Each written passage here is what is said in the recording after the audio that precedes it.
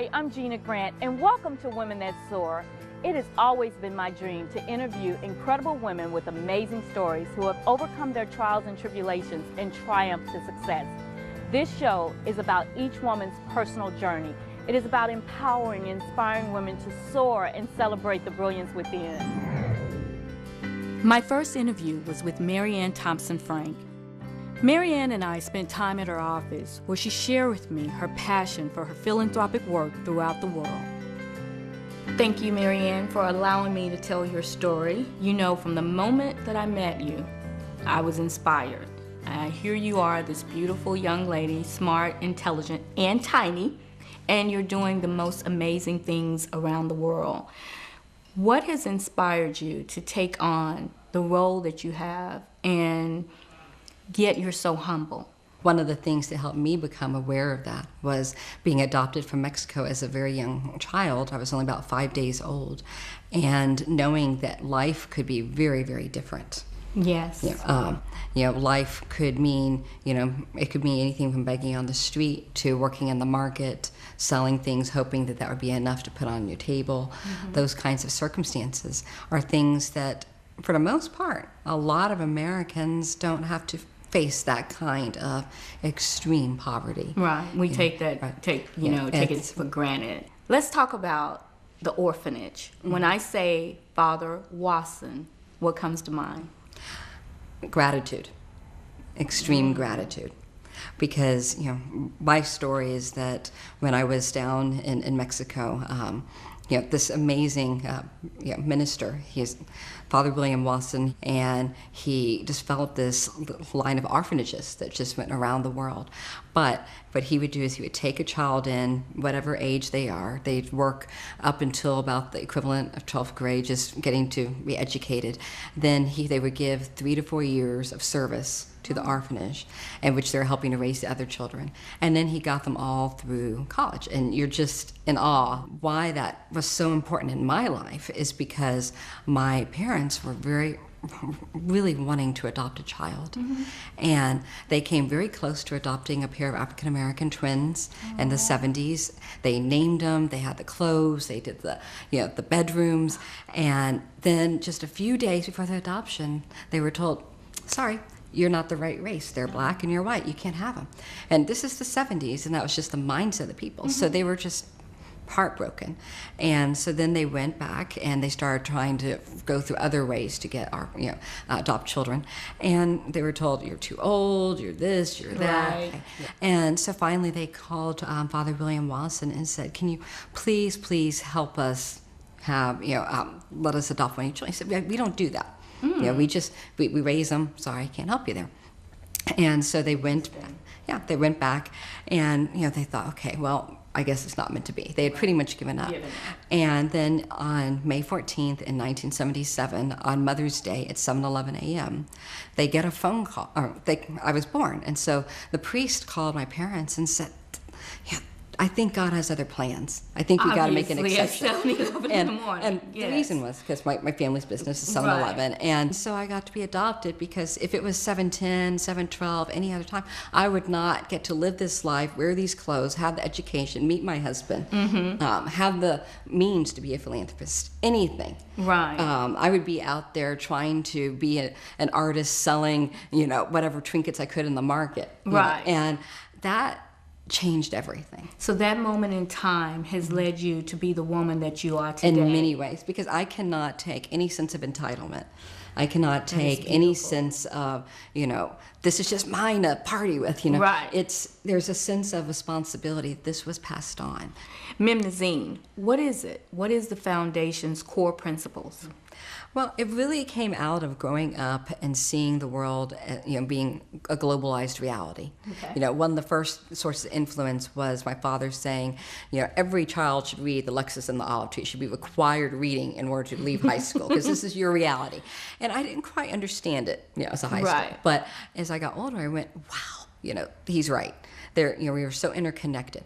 But what I started realizing, when people say globalization, they were looking at it just in economic terms. Yes. And my father would say to me, if I can get something around the world that's just about putting money in my pocket, you can get something around the world to help people.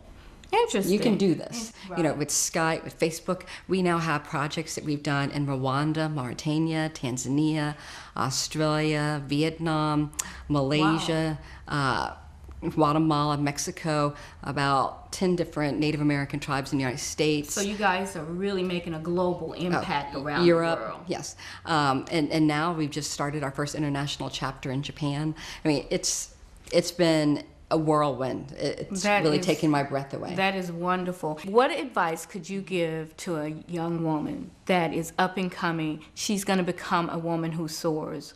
What advice would you give her? Wow, you know, it's interesting that you asked that, because I was just asked to serve as a mentor by my Hakare school, and this wonderful girl, Amy Ye, she's a sophomore, and she's been, you know, she said, I care about human rights, and I'm an artist, and I want to change the world. Like, first thing I'd say, don't ever lose that.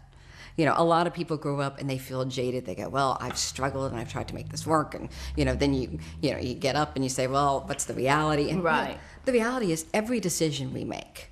You know, you can choose to buy clothes from something produced by a sweatshop. And you can choose to educate yourself about where something comes from or how your decision impacts something. Or you can choose to just live in ignorance. And we live today, for the first time, if you really think about our generation that's alive today, it's the first generation that has no excuse for ignorance. That's true. So, every person has an incredible chance to make an impact. My last question for you, if you could change anything about the way we live today, our world, our society, what would that be? I would say, judge a person by what they offer to the world, what they do. Don't judge a person by their skin color, their gender, their religion, their sexual orientation, anything. Just judge a person by what are they giving to the world? What are they contributing to the world? That should be our only measurement. My interview with Ruby Dickerson is one to be remembered. She is a woman on a journey to change a small community through education and love. Can you share a little bit about Ruby Dickerson? Ruby Dickerson is a young lady that was spoiled when she was coming up. Everything I wanted. My parents always tried to make sure that I had it. My dad was a merchant seaman, so he traveled the world and brought a lot of things back. And in 1970, I wound up moving to Dallas with my grandmother. Things changed, and that spoiled little girl couldn't be spoiled like she was used to. So there was a lot of trials and error at an early age. Got with my daughter at the age of 16.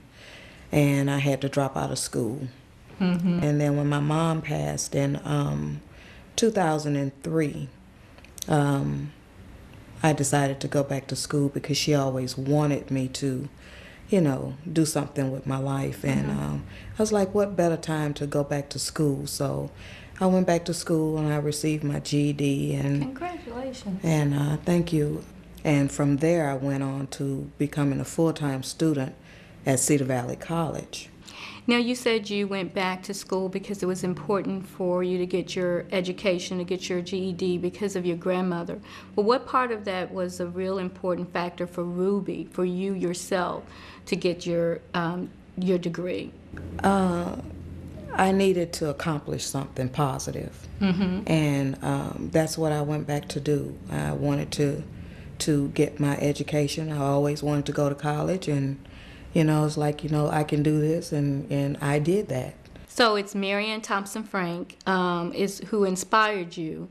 Her and her husband, I believe, co-founded the Mimnazine Foundation. So they inspired you to take this next step and apply for the Joppa Women's Project, the grants that they're providing to women in inner cities to start their own businesses. Absolutely. Tell me a little bit about Joppa so that there are others who don't know about the city can learn and then get involved. I believe Joppa is a community where some of the first slaves came to, reside, and a lot of them built their own homes. I'm excited about it, and I hope that having the school down there would just be the beginning of something great for the neighborhood. What does it mean to you to have this opportunity that you know otherwise probably would not have come your way? So what does it really mean to you to have this opportunity? Wow, now you got tears in my eyes. That's okay. I'm so excited. I'm now able to get ready to give back to those who are less fortunate to receive the same thing that I've accomplished. I believe that this is what God would want me to do. There's so many kids that are dropping out of school. They don't understand how important it is to have an education. With this program, I pray that God would allow me to show them that they can do it, and that there's somebody here that will help you to get to the next level.